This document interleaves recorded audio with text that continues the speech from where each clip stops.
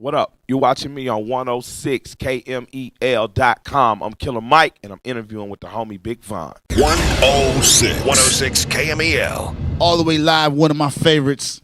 What up? I'm gonna tell you one of my favorites. I only say it to a couple people. You are one of my favorites. Thank you. Killer Mike is in the spot right now. I thought I was just coming to do the radio show. So Nah, man, I got everybody to see what you look like, man. They know the voice off top. They gotta see you. But I'm just saying, I almost came in some George Bulldog shorts and like a beat up tee. It's all right. know, I I'm wear the glad I same did. thing every day. Ask him. Yeah, but you crisp. Like I wasn't. I was gonna come in my this came out the pajamas. trunk. I was like, oh, Mike coming? Okay, break that out right now. Killer Mike is here. Now you here for a special thing. The Run the Jewels thing is going on tonight, huh? Yeah, we in SF tonight. How's that going? It's going good. It's 12 consecutive sold out shows. I heard y'all been tearing up everything. Everywhere y'all go. I follow you on Instagram. It's crazy seeing people with the tattoos and all the art and all this. Like, Yeah. You got to explain that to me. Like, how's that feeling? I mean, that's a little surreal. Like, I wanted to have a jamming record that we could tour and sell out shows. So that's a confirmation, of just putting the right energy in there and putting the hard work with it. You know what I'm saying? That's the secret. The book my wife got me reading now. But what you don't see, or what you don't see on the other side is, you want to connect with the audience, but when the connection happens, it becomes something of their own. Like, that 15 Run the Jewels murals are going to go up because 15 artists say, yeah, we want to do it. But you don't know that's going to inspire 15 other artists, and that becomes like 20 different countries, 4 different continents. You don't expect that. You don't expect to see a tattoo artist who comes to your show like, hey, man, my friend's getting a tattoo of y'all's. And we're like, oh, okay. And the next thing you know, he has a tattoo, another kid has a kid, and that's when it turns into, wow, this is the closest thing I've ever seen as a singles Wu Tang Clan. That's what I'm saying. I'm glad you said that because I follow you on Instagram. When I seen it, I want to know when you hit you was like, oh. When I walked out on stage, we walk out to Queen. We walk out to We Are the Champions. And I just felt like that from day one because I felt like after rap music, Ellen and I did rap music and Cancer for Cure, that, we were underground champions. We are here to take it. Then after Run the Jewels 1, I was like, yeah, this is what we walking out to every night. When I walked out the first night that we didn't have to say, put your hands down, we walked out and it was that, and it was thousands of kids. That's when I was like, oh, this is real. I'm at a gang rally. And now you opened yourself to so many new fans. Yeah. How's that feel? It's good. I mean, they're who I was trying to get to anyway, just in terms of just people with I always give the rap audience credit with intelligence. And I always thought that they can understand the complexities of Killer Mike. And the rap audience or the circles I was shooting in, it wasn't necessarily resonating with everyone. But I knew there was an audience for it. I just didn't know where to find them or how to put my hand on them.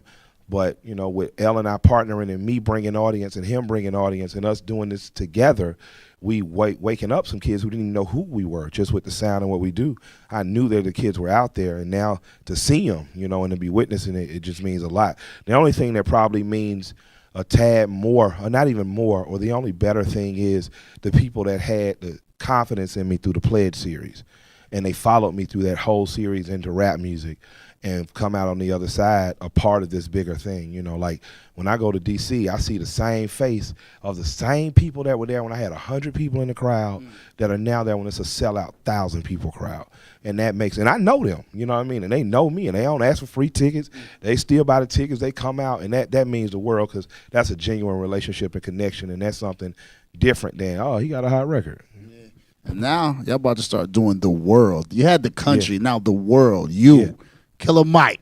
Yeah, actually, it's not a start. This is our third run. Like, I was in Australia last January. I'll be this January. I'll be in Australia next January, up and coming January. I've done Europe the last 3 years, and we'll be in Europe December. It's just that it's broken ground now. It's like the London show is sold out already. The Ireland show is sold out. The Ireland show got added because the kids requested it. London show is sold out, and then they just put up one in the summer. Like, well, we just got to bring you back. So, I just knew that there was one who wanted to hear what I was doing. And it was just about finding the right production and the right time and then being open to serendipity. And Elle and I did it, and we're doing it. And in big part, it's because of the audience, And I just keep saying that because rap right now, it's not about the audience. It seems to be about idol worship almost, and that's cool. You know, I guess people need idols to worship. I like Mr. T a lot, you know. So, but it seems to it's kind of narcissistic in everything. And the rapper saying, "Look at me, look at me, look at me," and you know, we're just like, we're with you, we're with you. Like we did David Letterman, we played Philly the same night. We did the show, Rock the Encore, walked out in the crowd and watched ourselves on David Letterman with the crowd in Philly. And these kids had already just raged all night. That's a little different, you know. So for whatever reason, it feels good and it works and it's selling out shows, and we're going to keep doing it and growing it, hopefully. And I mean, you've always been in with a good song, good group, and good time. Is that luck? What is that? It's serendipity.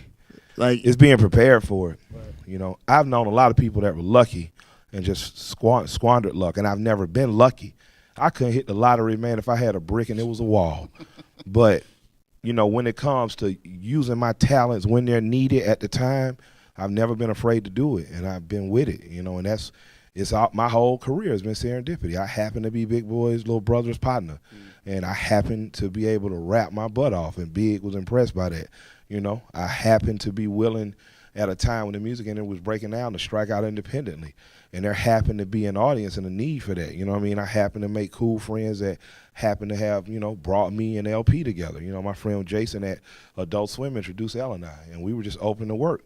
And when I heard his work, I was like, yo, you got to do my whole album. And we figured it out. And then when he was going into making an EP, I was like, let me jump on it with you. I'll do everything with you. Let's do the whole record together. And Run the Jewels came out of that. So for me, it's about serendipity. It's about having talent or having skill or having a desire to work, but really, really being willing when the opportunity comes to do it and be selfless with it, you know. And I just encourage, like, more young men in particular to do that. Like, don't go into situations looking for the win or even the profit. Go into situations saying, how can I help? How can I be a part of this because it's something cool, not because I need it to validate me? And, you know, good things seem to come out of that. For me, it's happened like that. Now you've made this other crowd, you made groundbreaking music. What is your solo music going to sound like now? You gonna stay that way, or you gonna go back to what, you know, my Chrome and all my favorite Good Day, Bad Days like that? You know, my favorites. I'm always make Killer Mike music. I mean, this is Killer Mike music. This is as much Killer Mike music as everything else. You know, I mean, when people be like, oh, man, he's rapping better than he's ever rapped, I'll be like, what? Like, y'all didn't hear Pledge. Like, I sat down literally and wrote Pledge, like, you know, and just like, man, you know, like if you haven't heard Ric Flair, you really can't even say you've heard the illest, like God in the Building. So, you know, I got to make those records. Like, you know, LP may make the next God in the Building. You know, that's my thing. Of course, I got to be Killer Mike. That's what people love about me. I'm bringing Killer Mike to it. My thing is just my solo records have gotten better every record. You know, like Pledge 2 is a classic. That ain't even arguable. Like the homies are like, hey, man, this is a classic. The greater audience, man, it's a classic. People who just discovered, oh, how did I sleep on this? It's a classic. And I went and made Pledge 3. And then after Pledge 3, people, oh, man, Ric Flair, this the classic. This is my favorite. And then I went and made rap music. So for me, my solos are just going to get increasingly better because everything I've done has gotten increasingly better because I challenge myself. You know, I am on a mission to the only rapper that and envy is not the right word. The only rapper that I admire to the point I wish to emulate at this point in my life is Scarface. I would love to have 27 years of no whack albums. 27 years. Like, I'm a musician. I'm running around on tour now, making money. It's cool. I own some businesses and cool things, and that takes care of my wife. That takes care of my family. Hell, that takes care of some of my ego.